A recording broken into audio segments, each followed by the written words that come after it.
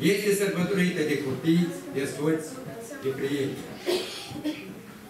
Mult stimatele noastre doamne, domnișoare și domnițe, cu prilejul sărbătorii, pentru dumneavoastră, astăzi în scenă vor concerta copiii de la grădinița Andreieș, elevii de la gimnaziul Tușmani și colectivul Moștenitorii de la Căminul Cultural Tușmani.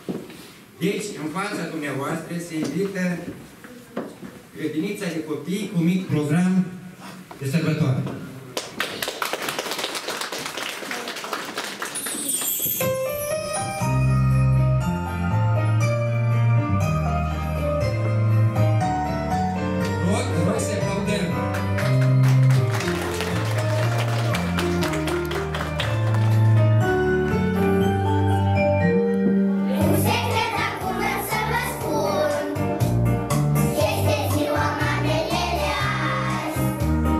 Soarele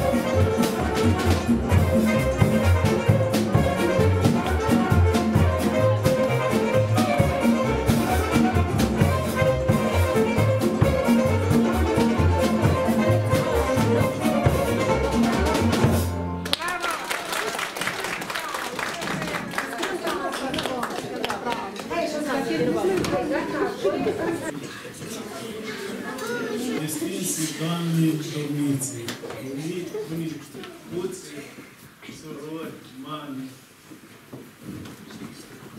Dată cu sosirea primăverii, plină de matului, alegem cele mai plăcute, mai frumoase mărțișoare pentru doamnele și domnițele noastre.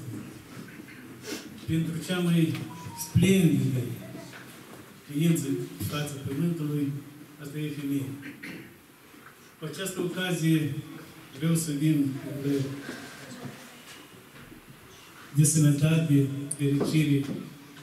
Vă doresc să fiți tineri pe parcursul vieții, să fiți iubiti în familie, să fiți fericite, să vă bucurați de persoanele care vă sunt alături. Și muzica și tinerețea să vă potrivit, să vă aline toată viața. Fiți sănătoase! Eu vă rog să nu vă împrăștiați până la concert. După concert, ori cursul concertului, eu cred că o să mânăm ori la viitoare doamne și să mă duceți, rămâneți bine.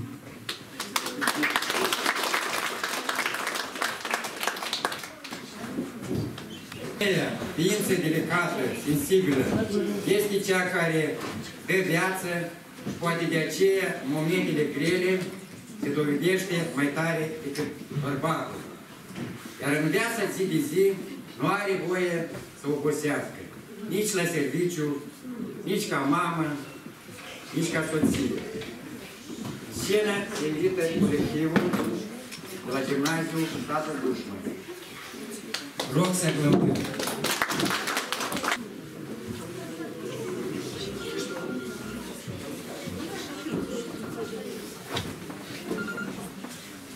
Ansamblul vocal al Gimnaziului Dușman va prezenta două piese. Una din ei, pe care vom participa la concursul, cânta vom Mamă, dragă, poate și prietenii. Aplaudim! Din partea mea personală vreau să vă felicit cu această frumoasă sărbătoare care, odată cu ghiocei, odată cu căldura soarelui, este foarte important și semnificativ că anume în această, deci primăvara este această sărbătoare. Vă felicităm din partea colectivului pedagogic, din partea elevilor, vă dorim fericire în familie și numai bine.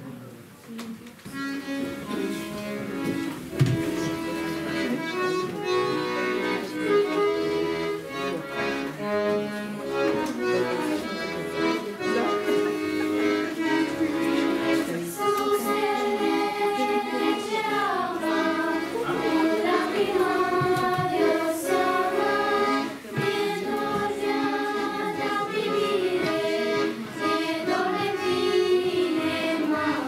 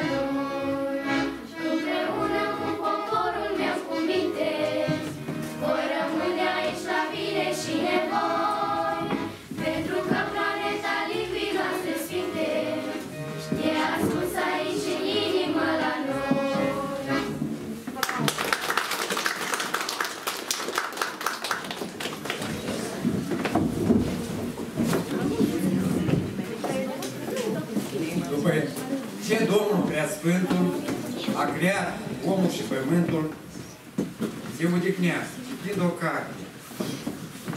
Cum știai veni ideea, atunci în ziua de 8 martie, ca să creeze și pentru a ridica atmosfera de sărbătoare și bună dispoziție a dumneavoastră, ansamblul Moștenitorii devin un buchet de melodii care să atingă inimile și sufletele dumneavoastră. Conducător artistic, Valeriu Apostolache.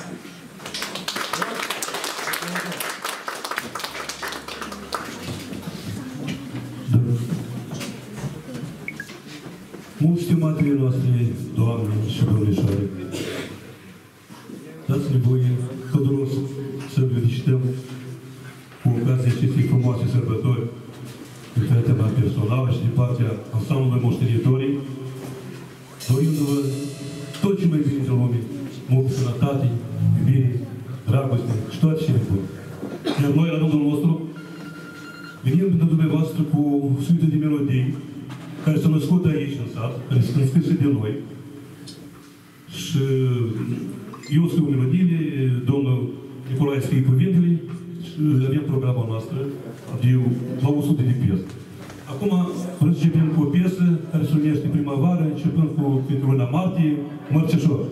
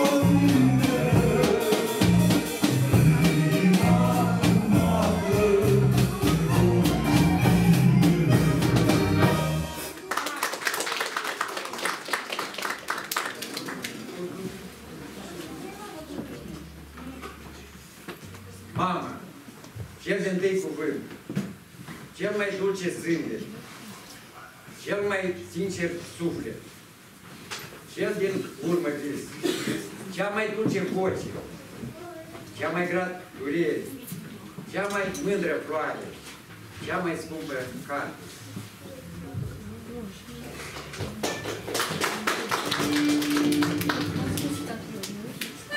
Cu ocazia zilei de 8 martie, vreau să felicit toate doamnele care s-au produs în această sală și să-i urez din suflet un sincer la mulți ani și să vă spunem cât de respectați și iubite sunteți. Tuturor mamelor mă învin până la pământ. Mama este cea mai scumpă persoană din lume.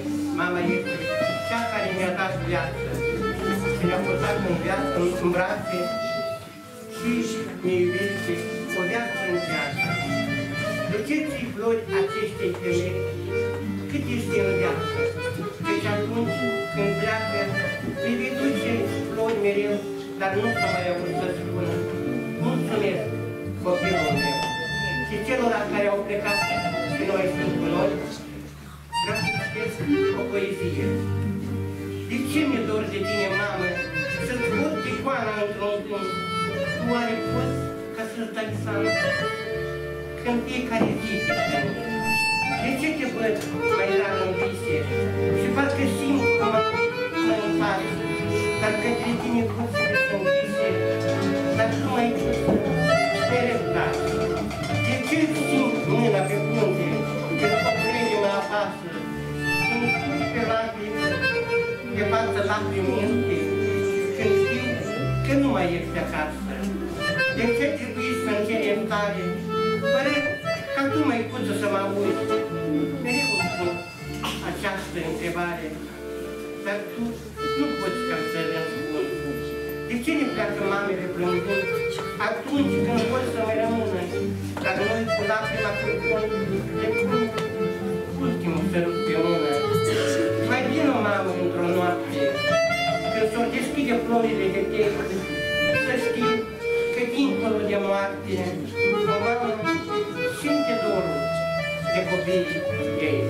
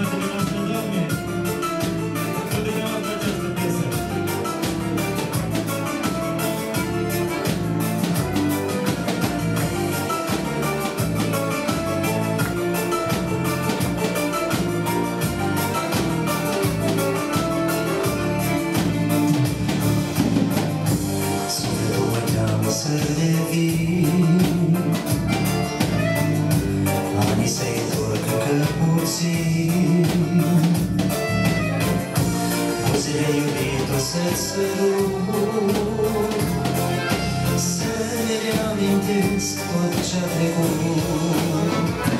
Lacrimă aș face o stea și ochii tăi ți-aș lumina. Aș rămâne fără grai, frumusețea ta să-mi dai, femeie, femeie. Aș rămâne fără grai, frumusețea ta să-mi dai, femeia mea.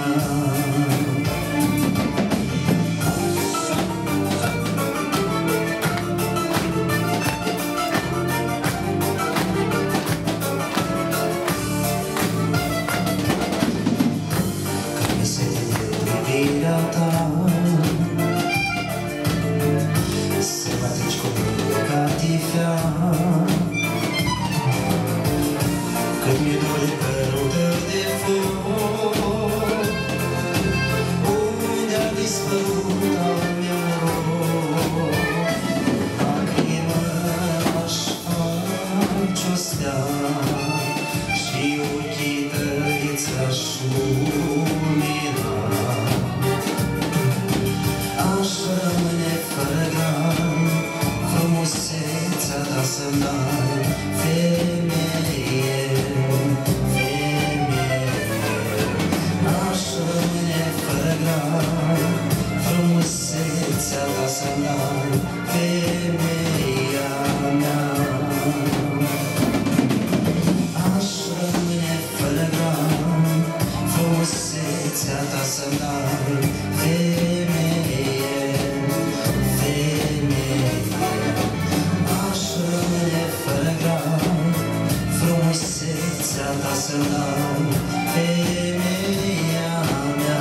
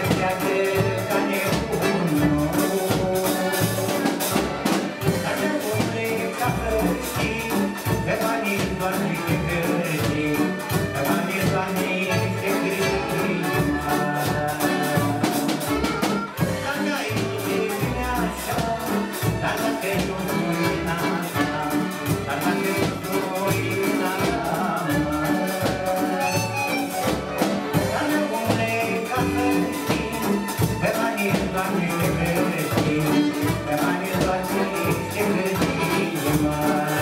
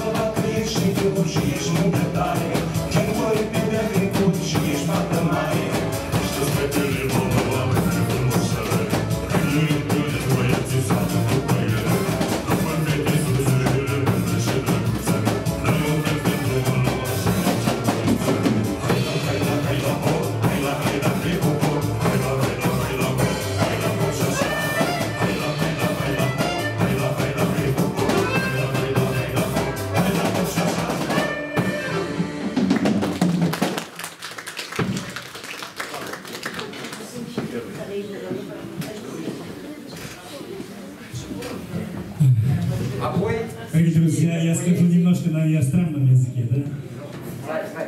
Но он знакомый вам очень хорошо. Дорогие женщины, разрешите поздравить вас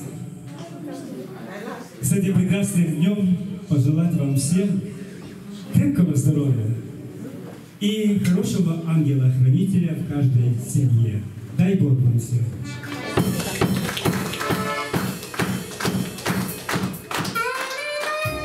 Мы каждый раз посвящаем песни всем нашим дорогим мамам.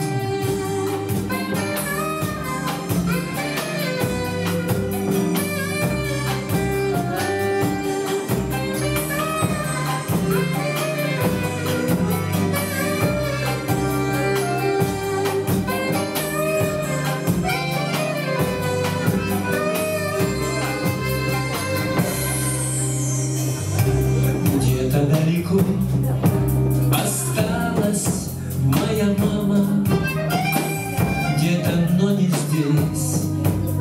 Она одна живет. Я когда-то был любимым сыном самым, но порою время предъявляет счет. Может, что-то, мама, я забыл. Не суди, пожалуйста, так строго. Никого я в жизни так больше не любил. Не забыл тебе домой дорогу. Никого я в жизни так больше не любил. Не забыл тебе домой дорогу.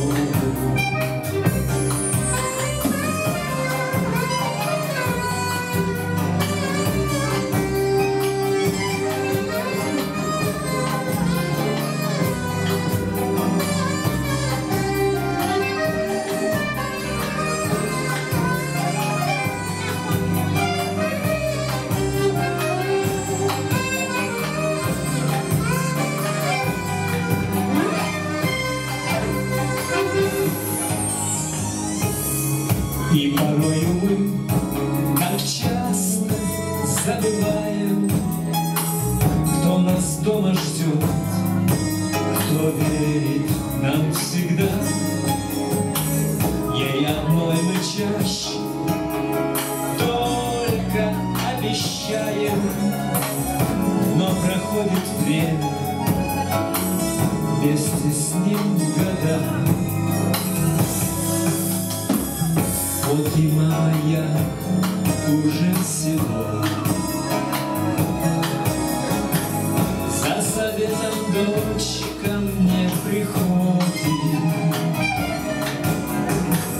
Я не успеваю за своей слезой. Как мне жаль, года твои ходят. Я не успеваю за своей слезой. Как мне жаль, года твои уходят.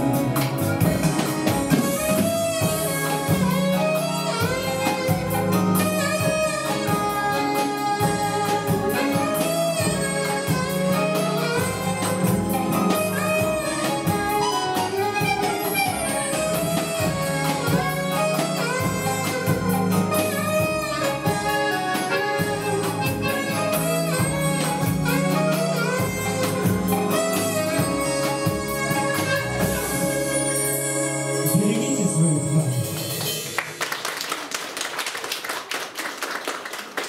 И еще одну песенку про наших дорогих мам. «Мама моя» называется песня. Кто знает, будет петь.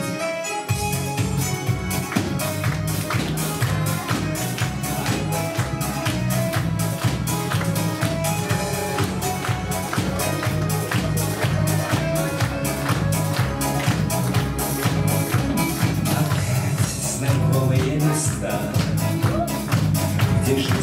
улица пуста, как теплый дождь, ты вдруг придешь, и мне сказку добрую вернешь.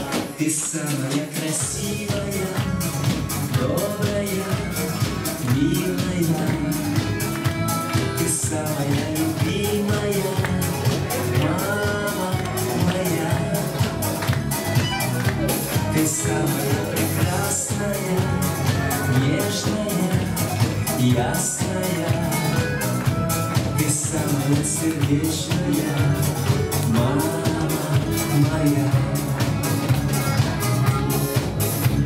Тот день похож был на меня, такой же грустный, как и я. Я буду ждать, слова искать и снова тихо повторять. Ты самая красивая, добрая, милая, ты самая любимая, мама моя. Ты самая прекрасная, нежная, ясная, ты самая сердечная, мама моя.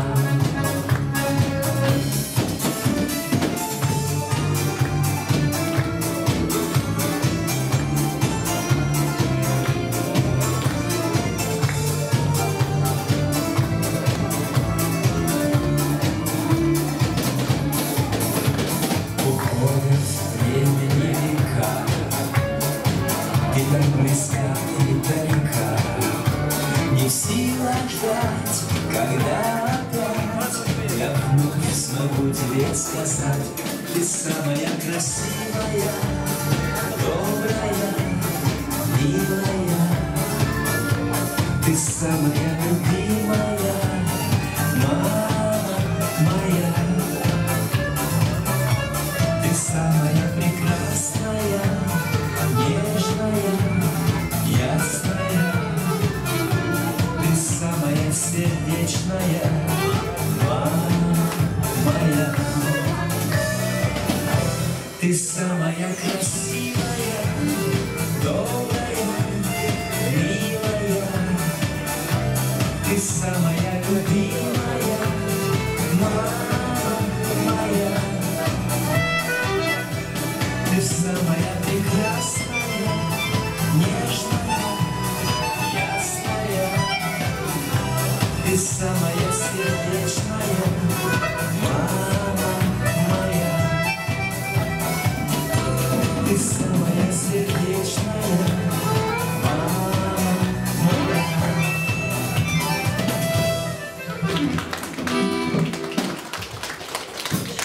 Спасибо. Privesc în urmă la necazurile și durerile prin care am trecut. Vreau să privesc cu mândrie în sus către Bunul Dumnezeu și să-i mulțumesc pentru că m-a adus până în clipa de astăzi. Și poate nu i-am dat inimii în viață tot ce trebuia, dar de acum înainte am promis să-i dau inimii de toate și să mergem mai departe.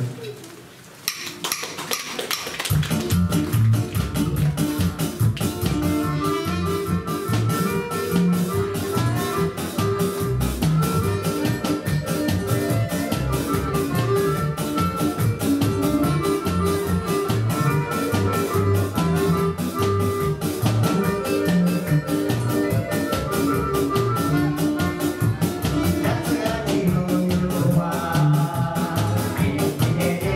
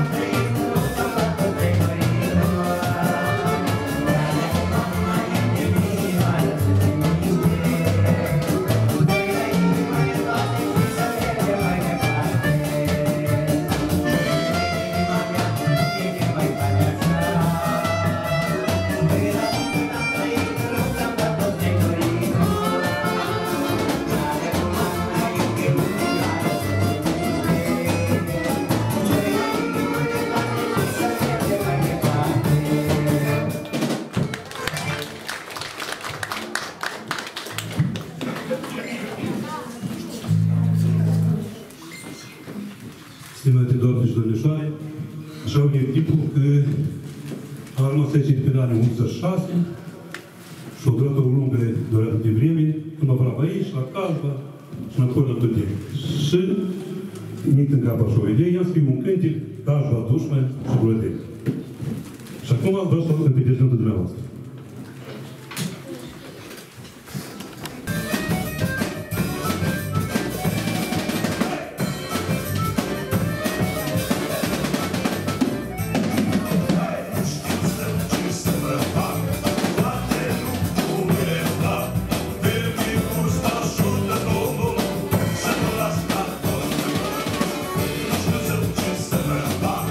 What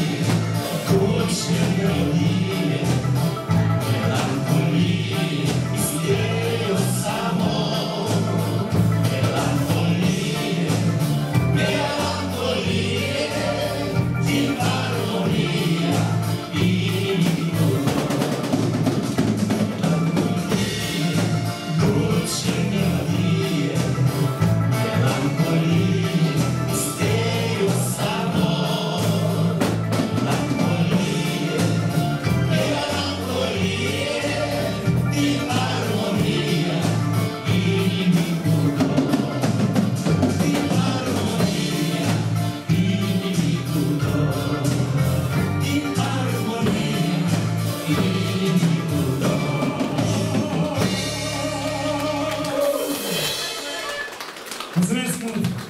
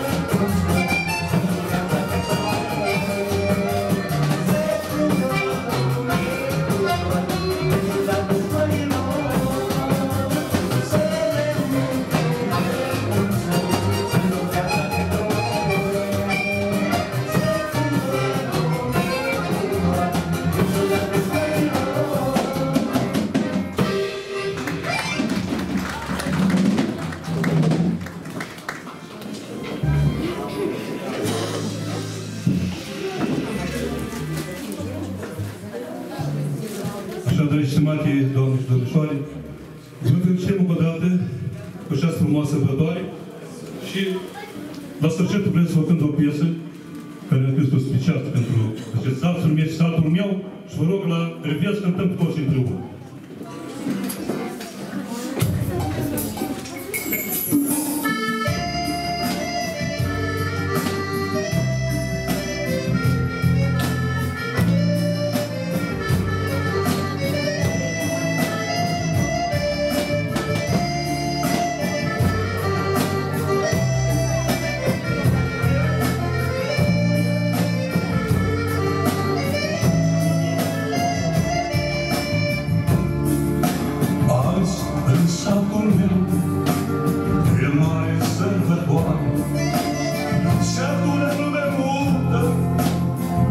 face gură mare și mic și mare în centrul satului, la gura neamului, la gura neamului.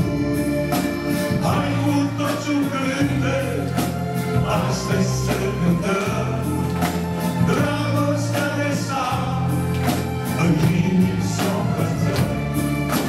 Să cântăm un cântec despre satul drag, satule frumosule, iubitul meu vedeam. Hai cu toți un cântec, astăzi să cântăm dragostea de sat, în inimi s-o încălțăm. Să cântăm un cântec despre satul drag, satule frumosule, iubitul meu vedeam.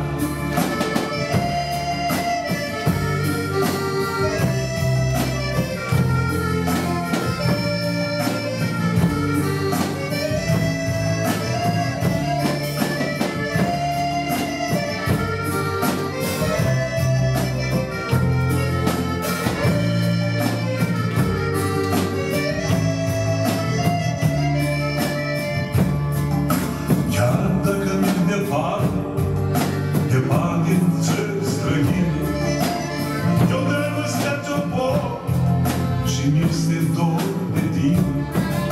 Mi-e dor de satul meu în care am crescut. O satul meu frumos, nici când n-am să te uit. Hai cu toți un cântec, astăzi să cântăm dragostea de sat, în inimi s-o încălțăm. Să cântăm un cântec despre satul drag, satule frumosule, iubitul meu vedeam.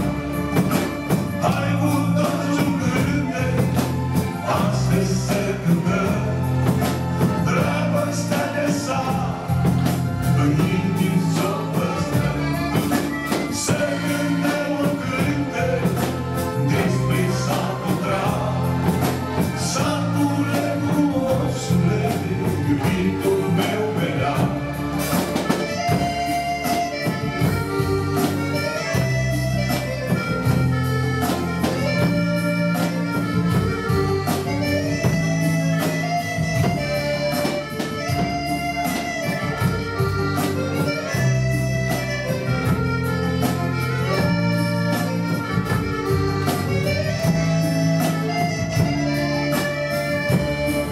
Mi-e dor de satul meu, unde am copilărit, căci te-am lăsat departe și în lume am pornit. Dar unde nu m-aș duce, eu mă întorc mereu, căci cel mai drag din lume îmi este satul meu. Hai cu toți un cântec, astăzi să cântăm dragostea de sat, în inimi s-o păstrăm. Să cântăm un cântec despre satul drag, satule frumosule, iubitul meu vedeam. Hai cu toți un cântec, astăzi să cântăm dragostea de sat, în inimi s-o păstrăm. Să cântăm un cântec despre satul drag, satule frumosule, iubitul meu vedeam.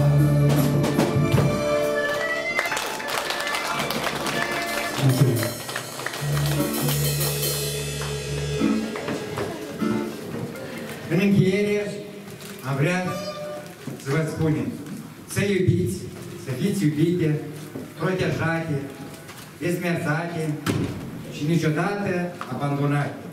Viață lungă, fericită, fără lacrimi și nevoi, sânge și bucurii, pace în suflet, toate acestea pentru voi. Concertul nostru, dedicat tinerilor a luat sfârșit. Vă dorim o zi bună în continuare, înconjurate de cei dragi. Vă mulțumim!